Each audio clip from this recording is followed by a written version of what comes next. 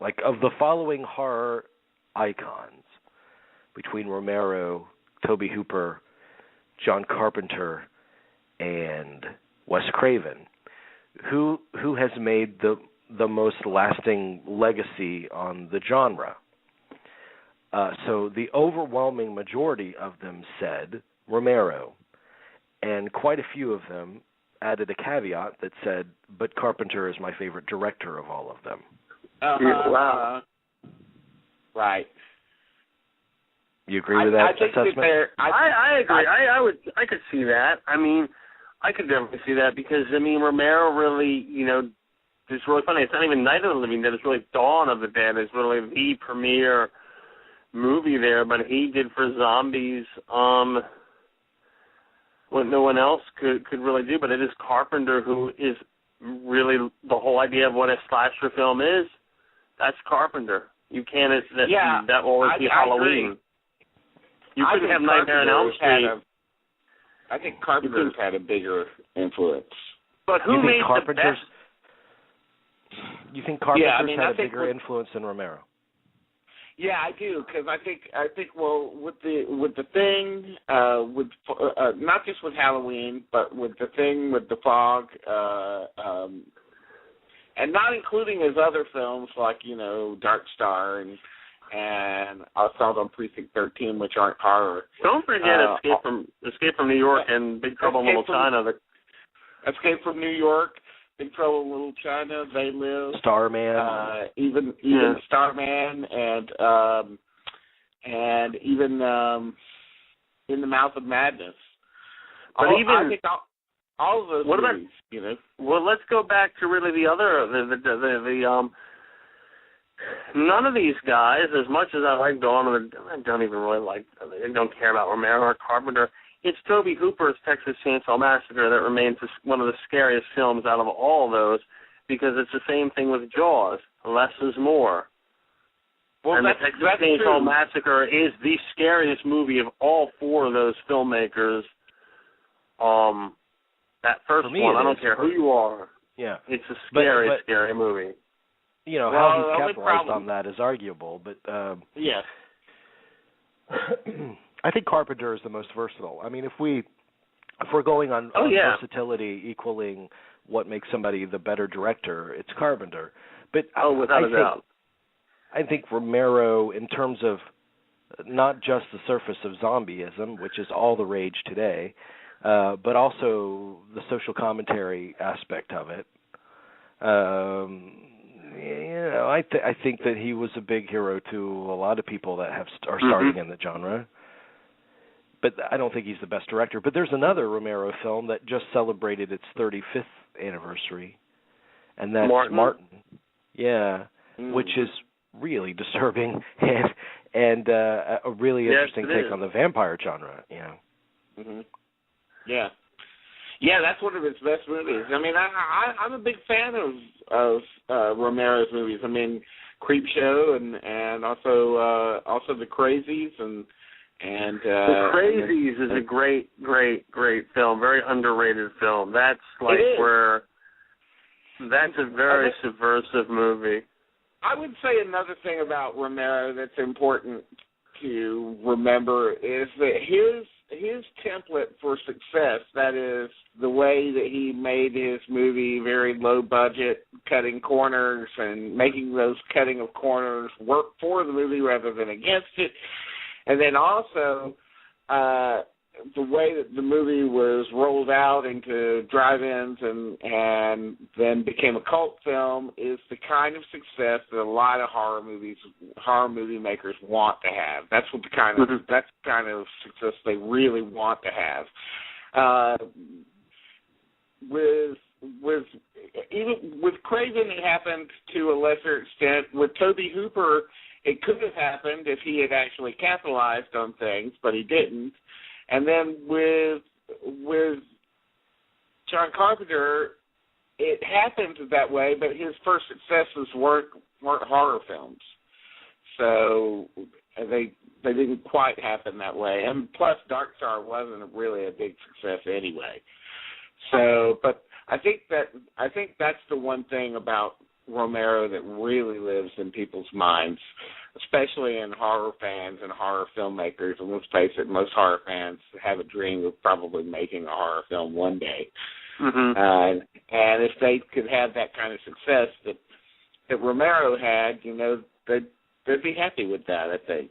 So, we have the possibility of a horror film coming out in 2 weeks that is, if we believe the hype and everything from reviewers and everything, this movie, The Conjuring, sounds like an absolutely terrifying, just from the trailers alone is terrifying, but it sounds like we might actually have a really awesome horror film on our hands. I'll be able to tell you next Monday. Okay.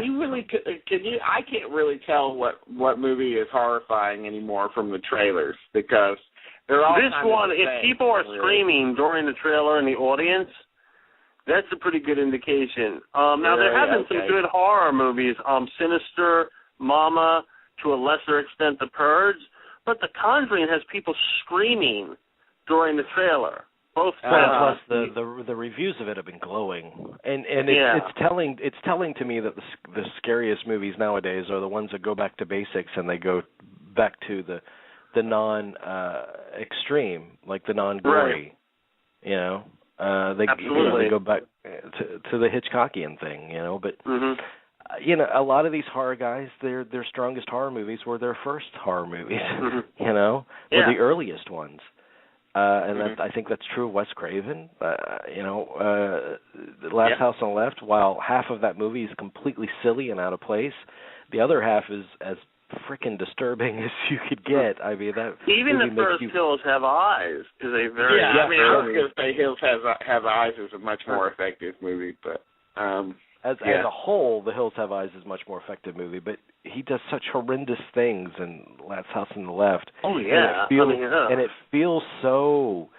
I don't know. There's like no separation between artifice and reality. You don't feel that boundary in some of those scenes in the woods, and it's just I know that's what a true horror movie should be, but it's not something I like watching. But I recognize how effective it is.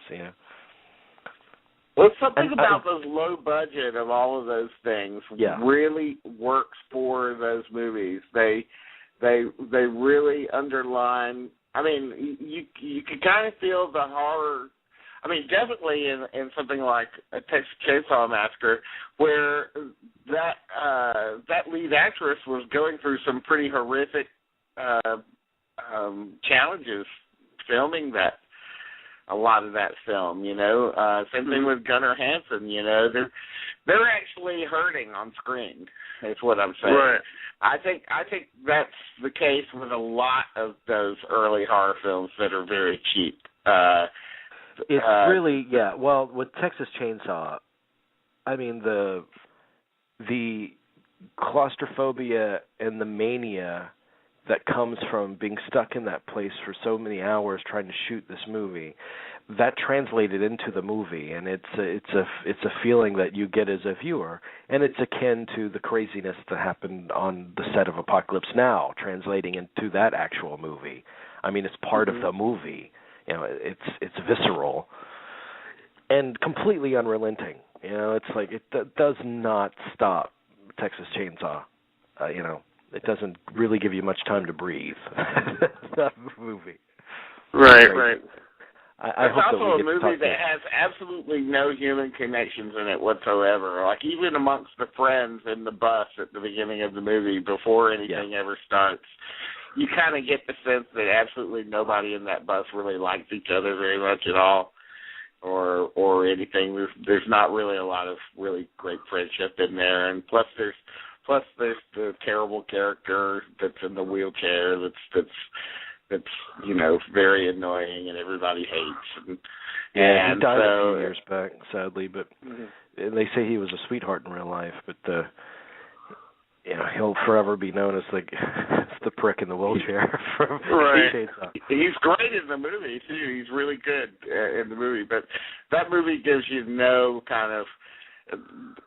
What adds to the relentless nature of it is the fact that there's absolutely no human connections in it whatsoever. Yeah. So and it's Wes all Craven, just who knows who the hell Wes Craven is? I mean, I don't know. Where he ranks in anything. I don't know. It's hard to, because he's made the last couple of years, just what he's made and what he's what he's decided to have remade. I mean, I honestly don't know. I did like Red Eye as far as recent things go. I thought that was an entertaining thriller, but I have no idea who he is. I mean, I have no. I mean, and you know, when we post this clip, I know that we're going to get a lot of like hate comments because that's fine. Fans of these people like everything they do. So they will defend to the death a movie like Shocker. Yeah, really. God. Horror fans are, vociferous, man, in their support. Mhm. So I know. I've tried to, I've had this, my thing with fandom and fans and everything. I've tried to talk many people off of the edge of the ledge of fandom, and people just want to keep on jumping, and they're just never going to give up. It's like sports teams or whatever. You were fucking born in fucking Baltimore, so you're a fan of the fucking Orioles, and that's it.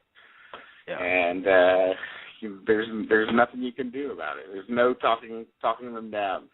That said, I like Wes Craven for Hills Have Eyes, The Serpent and the Rainbow, and I guess Nightmare on Elm Street's good or whatever, and Swamp Thing is fun, and that's about it for me. I'm not a fan of the Scream series. Yeah, music of the heart. Yeah, do you think the horror fans really love Music of the Heart? Do you think that's the Wes Craven fans are gonna stick up for that? Yeah, that's his Jersey Girl on his resume. That's good. I like that. Which I happen to like Jersey Girl. Actually, I'm like one of the few people that that's a Kevin Smith movie I like. But,